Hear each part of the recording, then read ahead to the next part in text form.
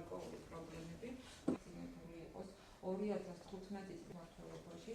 ან ნაწილობრივ დღეს ჩვენ გვესწრება მერის განახარულება რომ ესეთი რაღაც შედეგი მივიღეთ plus გარეშე ეს ჯგუფი დამიკავშირდა და მითხრა რომ ძირითადი პროგრამა ჩვენი იყო ეს ედინბურგში იყო ეს დაავადებულია და ჩვენ გავაკეთებთ გახლავართ ჯანდაცვის ასოციაციის საკითხებს პირველმა წარმოადგინოს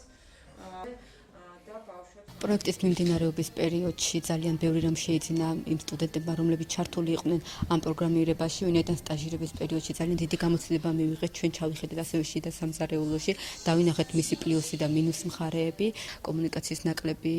დონე იყო, კომუნიკაბელურობა, ჩვენ თვითონ ჩვენთანაც იყო ძალიან საკმაოდ ისეთი პრობლემები ხარვეზები, ჩვენ ვერ შეძლეს ჩვენთან საკმაოდ ისეთი აქტიურად კონტაქტში შემოსვლა, თუმცა ძალიან ბევრი რაღაც მივიღეთ. ჩვენ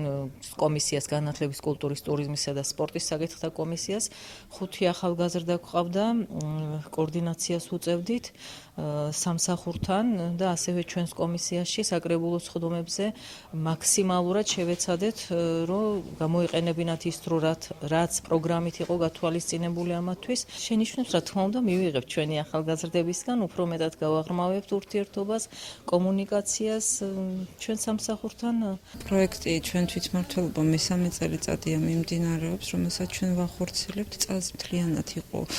მთელი პროექტი მიმართული ახალგაზრდების ჩართულობაზე, ეს საზაფხულო სტაჟირებაც სწორედ ამას გულისხმობდა, რომ ახალგაზრდები ყოფილიყვნენ მეტად ინფორმირებულები თვითმმართველობის საქმიანობის შესახებ და რაც ყველაზე მნიშვნელოვანია, თავად ენახათ როგორ მუშაობს თვითმმართველობა და მონაწილეობა მიიღოთ ყველა ეტაპზე, ყველა სტრუქტურაში, სწორედ აი ამ თვითმმართველობის საქმიანობის.